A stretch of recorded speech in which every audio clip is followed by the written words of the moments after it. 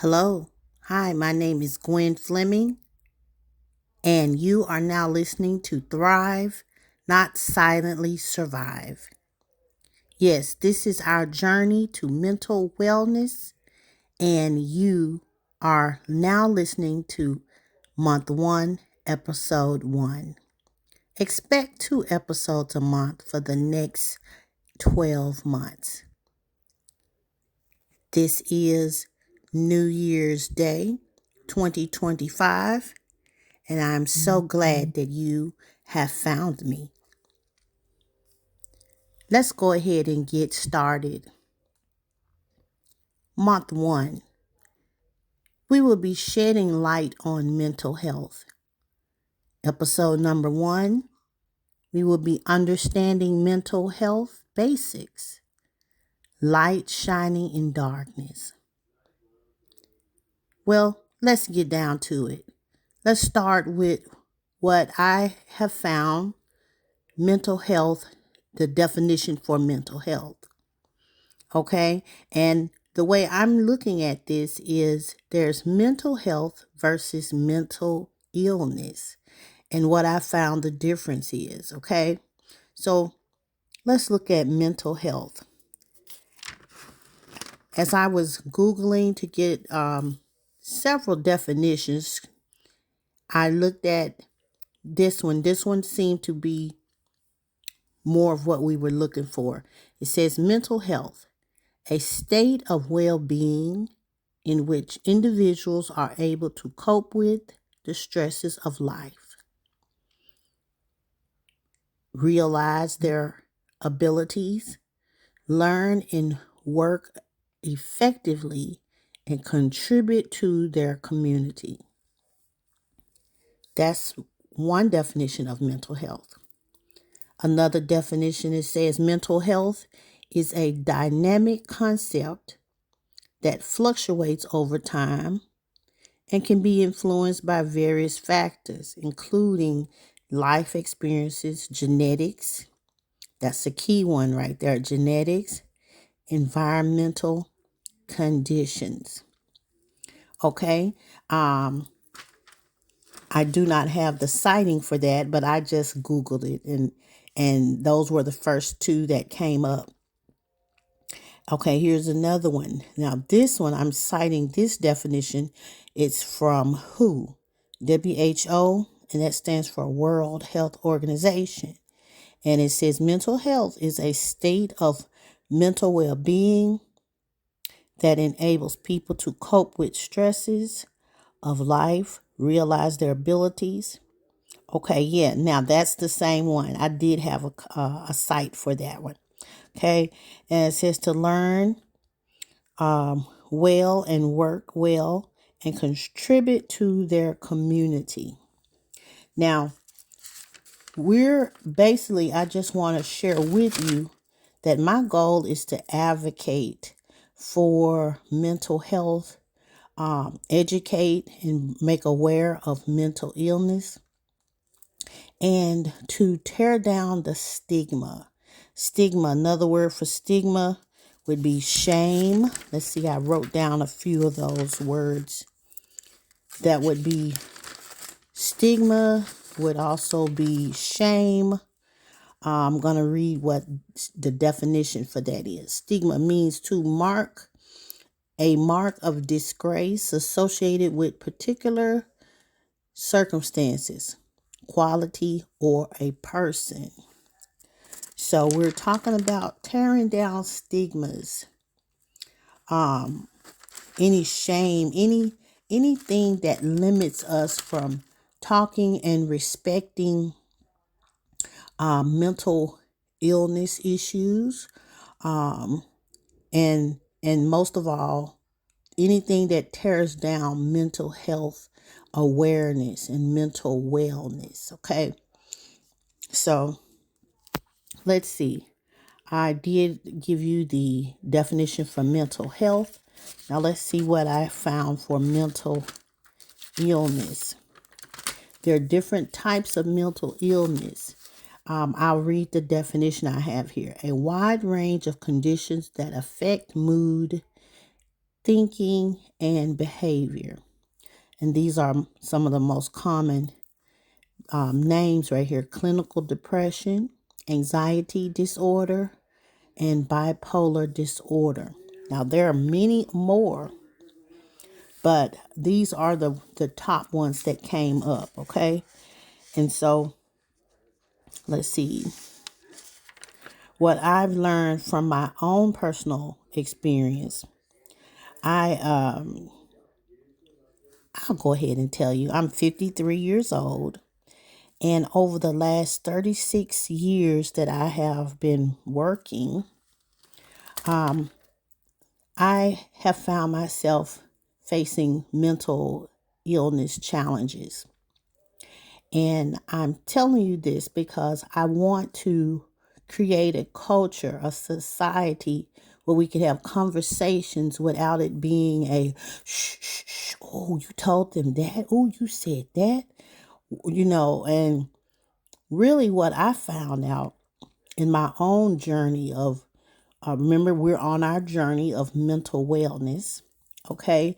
The first thing is to be aware that something is going on and being able to talk about it just as freely as you would talk about any other health issue. Like example, if you or me, if we had an issue with our knee or our leg, we most likely would not be as hush hush about it if we were talking about depression or anxiety. But I want to share with you some things that I've learned. I've learned that with depression, that means that the brain is most likely having a lack of serotonin. Okay, and so that's a part in the brain. Part of the brain is lacking the serotonin. And so I found this word here, this initial SSRIs, that stands for serotonin. Excuse me, it stands for, serotonin. And what is that? Reuptake inhibitors. Okay, so we're looking at talking about like the brain has a lack of a chemical, and there's medicine that you can take to replace what was not there as far as the serotonin. Okay, and also let's look at anxiety. We're talking about anxiety, and that's the brain is lacking another chemical. Okay, but there's medicine that can be taken that will help replace what the brain is not functioning, what the brain is not producing. Okay, so but like I'm saying, we're tearing down the stigma. The stigma is the shame of conversation. The shame, like I say, if you hurt your knee or your knee was not creating certain things, most of us probably would not be as quiet and hush hush about it, as opposed to anxiety or depression. So let's see, make sure I'm touching all the parts that I want to mention today. Okay, so also I'm going to talk to you about, since I said mental illness, the way I'm viewing it is a lot of times people have problems and they don't even know that it's called mental illness. They just know that something isn't quite right. You go to the doctor. I know I did. I went to the doctor. I just knew my mood was a little off, and I was trying to do this on my own with the help of the doctor giving me some medicines. But I thank the Lord that there was an opportunity that I could get some help myself with the help I call my team. And that includes counselors, that includes medical doctors, real medical doctors that prescribe medication to help my brain to produce what it was lacking. And so I want, just like I just mentioned that, in the conversation, I would like to create a whole culture of people who are able to talk about mental health, mental wellness. I would say mental health and well-being is when you are aware and you're doing whatever it takes to make your mental health a priority, even over other things we call successful. A lot of people in our society call money. If you have a lot of money, you're successful. If you have a lot of material things, you're successful.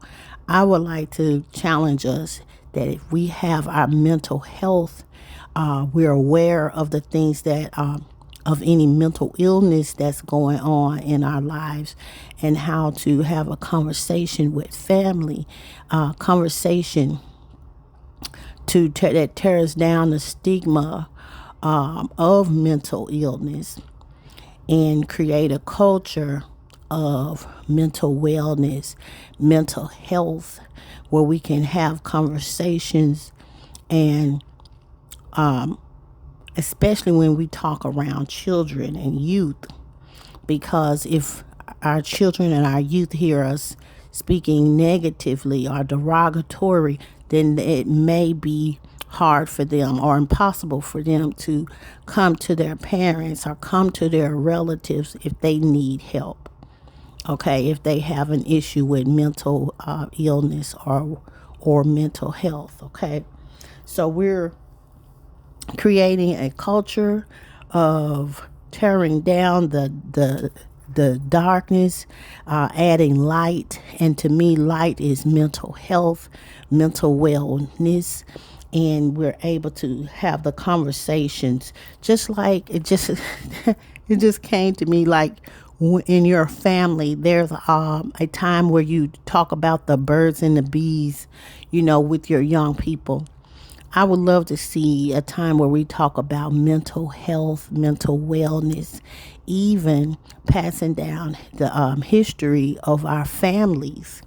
If there are family issues, example, I'll use my family. My mother in 1971, when she found out she was pregnant with me, she was 25 years old.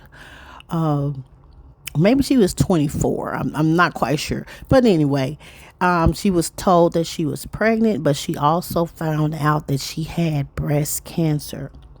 Okay, so just imagine being pregnant, knowing that you have breast cancer, and I'm sure there were certain treatments she could not take while being pregnant.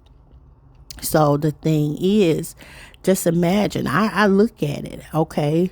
There was most likely some depression going on there. I can't see anyone being happy, told that, hey, you're pregnant, but you also have breast cancer, and we can't give you any treatment until after you've had the baby. Okay, so I too find myself having depression. And one of the stigmas I'm going to, because I just really invite y'all on the journey with me. One of the stigmas that I'm tearing down is to feel that I have to explain or use certain words to keep others thinking that, hey, she's okay, she's normal, she's okay. I don't have to do that. I don't have to explain. And I was just about to do that. So I think it's very important that we catch ourselves when we know in our heart that we're trying to control what other people think about us, control and make, say things. But yeah, my mother had depression, but I'm okay. I don't have to explain that. I don't have to explain that. I'm just being transparent that I have felt many times, several times, the reoccurring depression. And so when it just came to my mind and I was able to realize, hey, my mother probably had that as a, what's the word I want to say, had depression as a part of her, demeanor while she was pregnant with me. So that would make sense that I would have those battles or bouts with depression that comes. It doesn't stay, but it does come. And now, thank God, I've came across some great information, some great awareness, some great medication. And I'm grateful to be able to say that and to speak that out loud without worrying about, oh, somebody knowing. You know, I really want that stigma to be torn down because we have young people that's coming behind us. I have young people coming behind me. And the way I handle myself when, I've even had panic attacks, anxiety, panic attacks. And of course, we all have stressors in life. You know, we all have stressors. But when stressors trigger panic attacks out in public, you know, who knows who is recording or who is not recording. I just look at it as a platform. The bigger the platform, the bigger the grace of God that's on my life that will help me to face and to educate and to advocate. And basically, no matter what negativity comes, I believe God's grace is sufficient that can help us to face and to just be a beacon of light and hope, and to show people that they can still have a positive life, and just to know that they're beautiful. They're beautiful in spite of the need for medication. They're beautiful in spite of any public exhibits of panic attacks or anything dealing with depression. They're beautiful. As a matter of fact, I'm going to give you my email. And if I'd love to hear from you. I would love to hear from you if you need encouragement, if you'd like to be a part of the newsletter, receive newsletters, about just knowing that you're beautiful and that we are shining a light, and light actually shines best in darkness. It does. And I just look forward to anyone. I just want to encourage you, anyone who's feeling down and dark, that one day you'll feel as down and as dark as you feel. One day you'll have that flip. You'll be just as happy. Whatever degree of darkness and hopeless you may feel, that one day you'll have that degree of happiness in your life. I remember once when I was living in Atlanta, and I remember feeling depression, and I remember just encouraging myself, like, one day I'll feel just as happy, because at that day I was feeling depression, and I had to speak hope and encouragement to myself to just hold on and hang in there, because one day I'll feel happiness, and that is true. So I want to give you my email. That email is the words is beautiful new you one. That's the number one at gmail.com. So it's spelled BEAUTIFULNEWYOU1. That's the digit number one at gmail.com. And I look forward to hearing from you, keeping up with you. And as a matter of fact, as I'm looking, I'm just, I do not want to forget this part. I jotted down some things about myself, about why being an advocate is so important for me.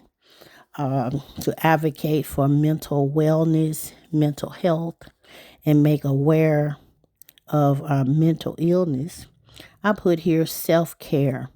I put self-care must include mental health with the desire to make it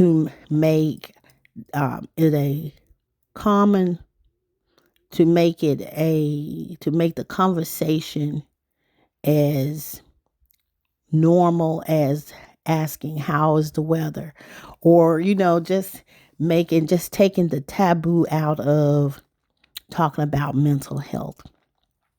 Okay.